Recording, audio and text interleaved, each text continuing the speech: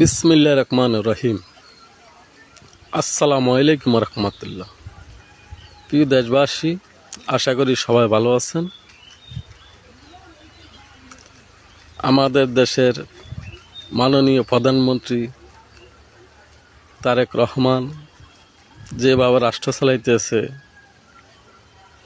আমরা দেশের সাধারণ জনগণ অনেকটাই খুশি।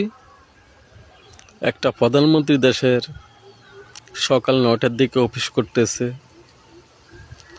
যেত ব্যস্ত থাকুক উনি মন্ত্রণালয়ে যায়, সচিবালয়ে যায়, বিভিন্ন জায়গায় আসা যাওয়া করি, দেখতেছে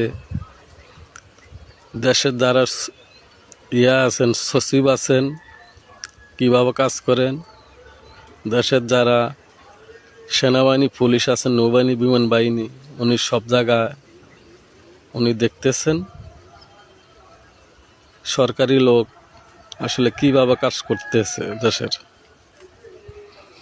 একটা দেশের প্রধানমন্ত্রী আসলে এইভাবে যদি সব কিছু মনিটর করা হয়, তাহলে দেশের যেই কোনো বাহিনী হোক না কেন, যে কোনো কর্মকর্তা হোক না কেন, সুন্দরভাবে রাষ্ট্র চালাইতে পারে। একটা প্রধানমন্ত্রীর কাছ থেকে আমরা এটাই আশা করছি, দেশের জনগণ যেভাবে উনি রাষ্ট্র পরিচালনা করতেছে মাননীয় প্রধানমন্ত্রী তারেক রহমান, আমরা দেশের জনগণ স্বাগতম জানাই। দেখেন, আসিফ সজীব ভুঁইয়া উনি বলছেন কি 29 সাল তলায় ক্ষমতা ওনারা থাকতে পারতেন, 29 সাল তলায় ক্ষমতা থাকতে পারতেন, সজীব ভুঁইয়া বলছেন। কেমনে আপনারা থাকতে পারতেন 29 সাল তলায়? তাগর দেশের কোন লোকে বলছে আপনারা 29 সাল তলায় ক্ষমতা থাকেন? কোন সত্য দিছে ওনাদেরকে? আমরা দেশের সাধারণ জনগণ জানতে চাই, কে বলছেন, কি কারণে বলছেন? সজীব ভুঁইয়া বলছেন তাগরে অফার দিছে 29 সাল তলে ক্ষমতা থাকতে। কে অফার দিছে? আমরা দেশের জনগণ জানতে চাই। আসলে এসব ছোট ছোট বাচ্চা, এগুলা ছাগল বাচ্চার মতন। ছাগল বাচ্চা দেখেন না, ব্যাঁ ব্যাঁ করে। যারা ভারী বত্তুক মানুষ তারা হিসাব করে কথা বলে।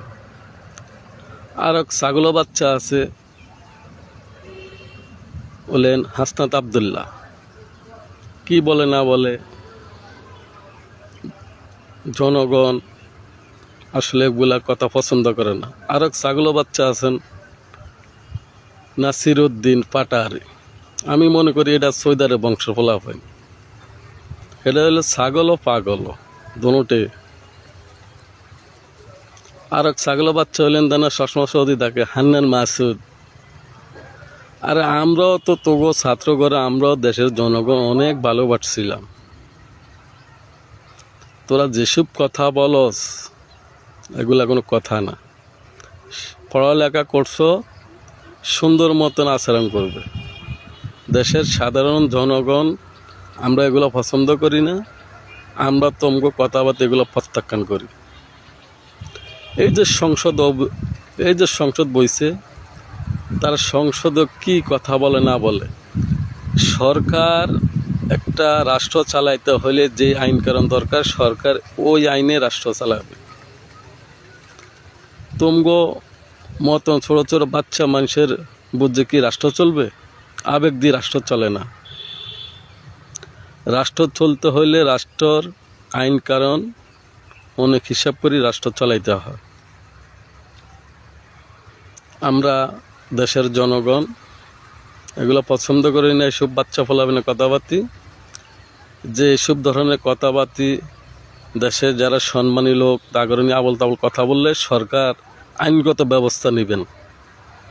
সরকারে আমরা জানাতে চাই, আবল তাবল কথা বললে দেশের গুরুত্বপূর্ণ লোকের নিয়ে আইনগত ব্যবস্থা নেবেন। এগুলা কেন বলে ক্ষতি দেখবেন। সবাই ভালো থাকবেন। আল্লাহ হাফেজ।